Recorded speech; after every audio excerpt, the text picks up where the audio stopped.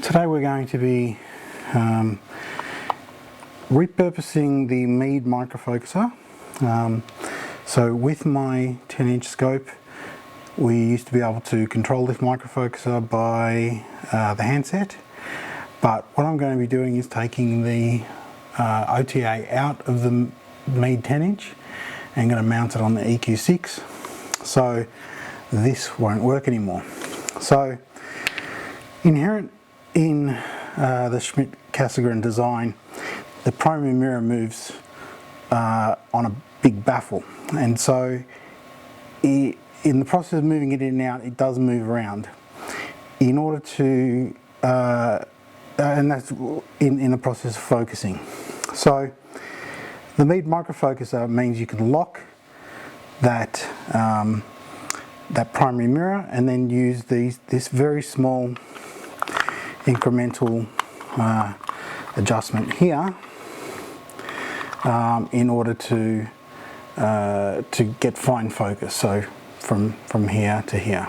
So what we're trying to do, of course, is find a way to use this automatic focusing system. So in order to do that, I'm going to modify this microfocuser and find a way to mount this on it. So the first part is dismantling this. Now I've already started pulling it apart. So there are two screws on this side. They're Phillips head screws. I think. I haven't got them handy. So there's two on this side and another four there. So once you've got those out, you just pull this apart.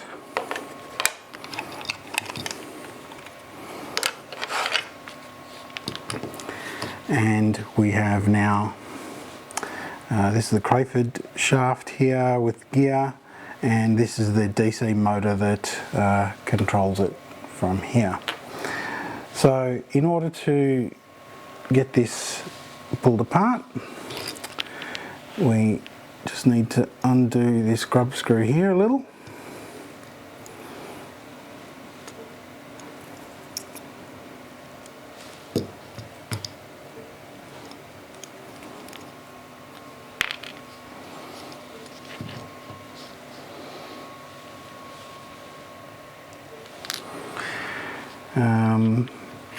And I already loosened this one off before, but there's just a grub screw under there, so let's pull that one off. And then we just unscrew these two here.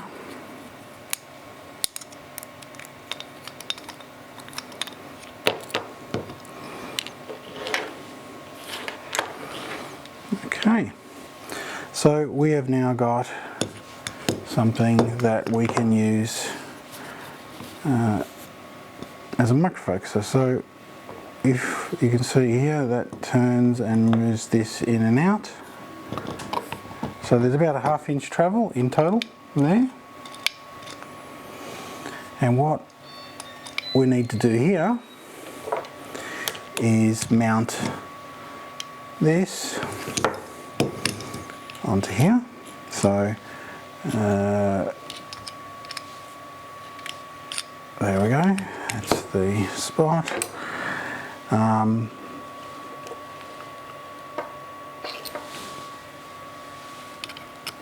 It's not on the size.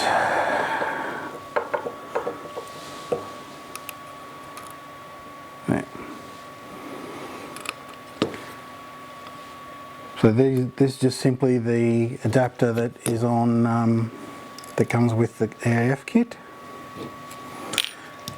Okay, so that's going to be enough to have that go on there. Now, of course, our problem is this is going to be torqued when it turns, so we have to find a way to mount this bracket. Now, I did initially use this bracket here, have it screwed on, and I was able to remove this screw here and find a slightly longer one, which I was able to use. But because this is a bit of a pivot point, even though it was pretty tight, there was still a little bit of play this way. All right, so what I've done instead is build a 3D printed model, which is going to mount across here, screw in on the original side holes, and then allow me to put these screws in here. So I'm going to just go get that off the printer because it just finished, and we'll see if it fits.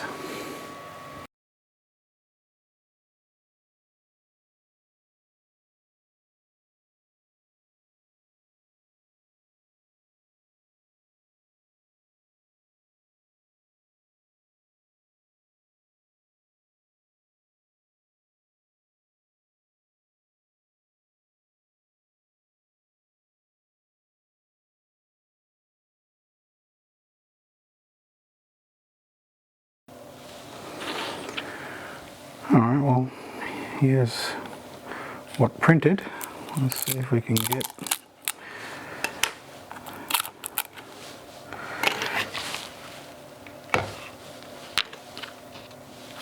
it apart.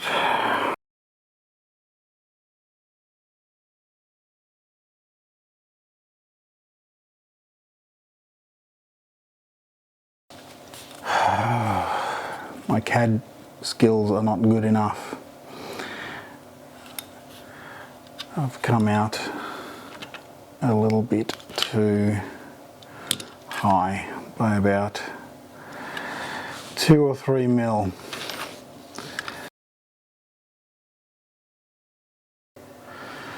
The fact that that's rounded at the top, so I'm going to have to take a couple of mil out of that, unfortunately, in order to get the holes to line up appropriately.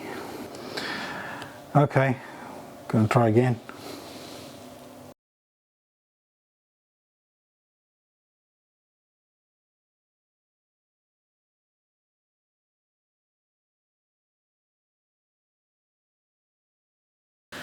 Alright, 3 or 4 hours later, we've got our replacement items.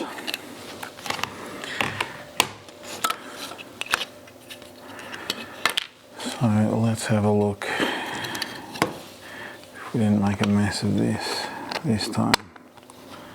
Wrong way, this way.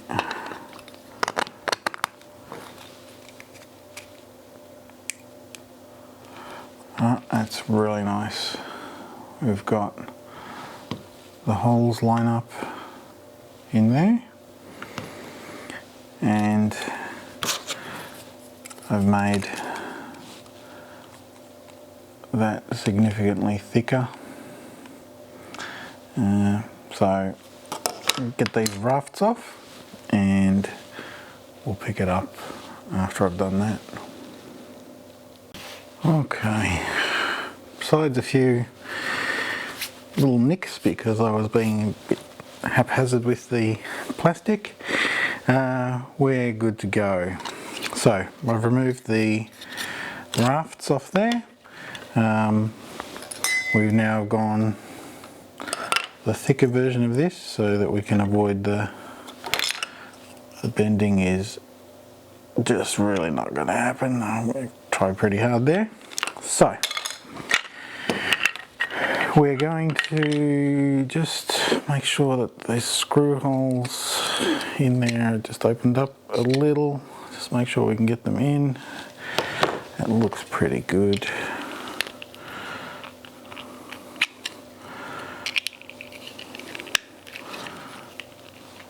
Yeah, just to make sure.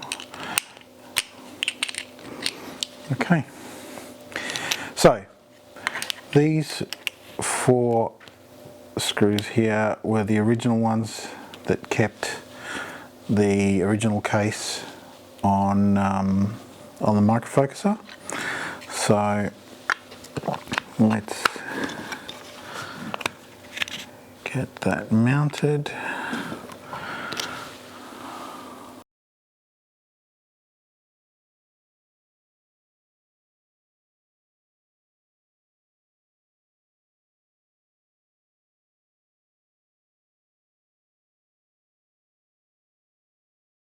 That's a pretty solid fit. It's not quite perfect here because I think the offset's just a little bit out.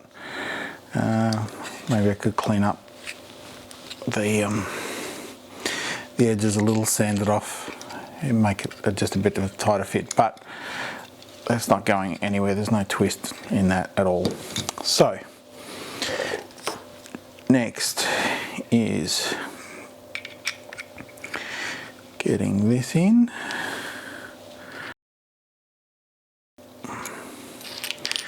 And let's snug that up. And now we'll get this on, mount it in those 2 holes there. See if we can zoom in a little. So we're going to get those in there.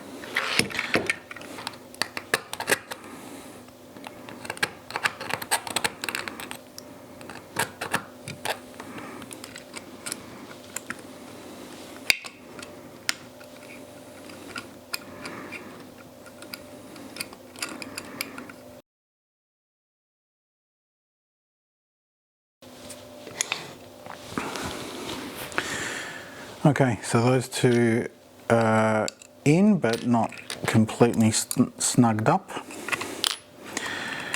So I can now see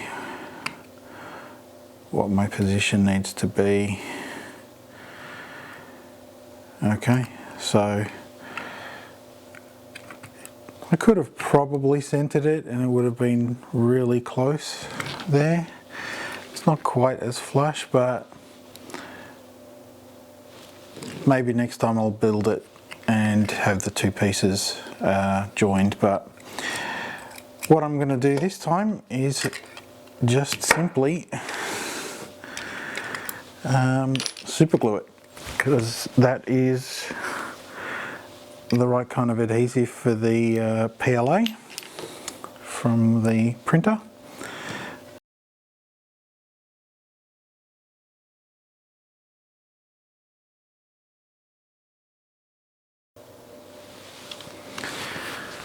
And just a little tip to make things move along a little faster. So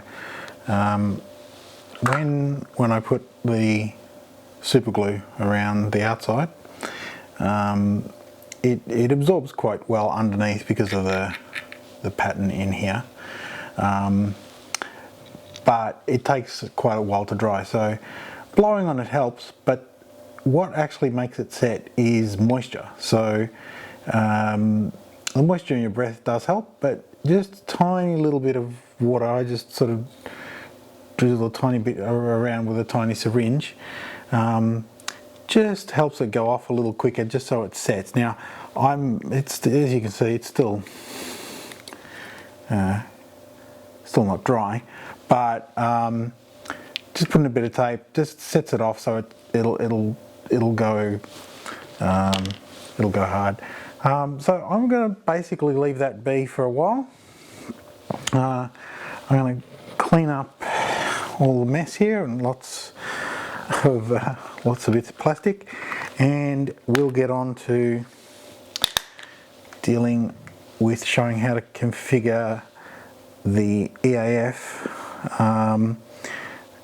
to the extents of the microfocuser. Okay, so what we've got here is the focuser setup. We can see the super glue has well, dried sufficiently enough anyway for me to start playing with it.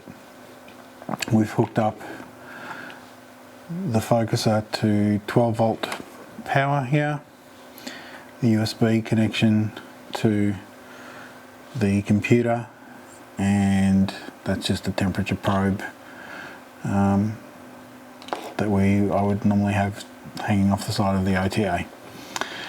Alright, so let's have a look. So the stepper motor that is in the EAF will do around about 5,700 and something steps in an entire revolution. The half inch of travel that is the distance that the microfocuser can travel equates to about 270 or slightly less degrees rotation of the shaft. So doing the math, that works out to approximately 4,400 steps from fully in to fully out. So the current position of the microfocuser is all the way in, so I'm going to just set that to 0, and I'm going to just tell it to go all the way out to 4,400, and let's just see how it goes traveling all the way out.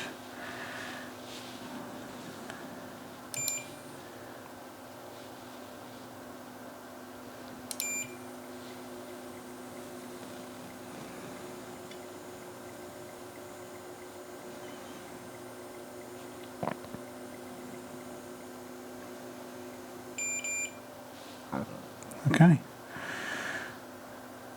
So, and it won't go any further. You can hear that it just hit the extent. So there was a bit of trial and error to get that number right. The backlash that's inherent in this particular focuser, my one, is around about 110. It'll vary in terms of manufacturing tolerance, so you just have to kind of measure it. I've done that by trial and error in SGP, looking at the way the graph presents itself, and they say a typical number might be anywhere from 70 through to 200 or something. So this seems to be working pretty well for me at the moment. It might do with a little bit of tweaking, but I've got that set, but I've got the extent set here as well. So let's just go back to position 0. Let's just watch it come back in.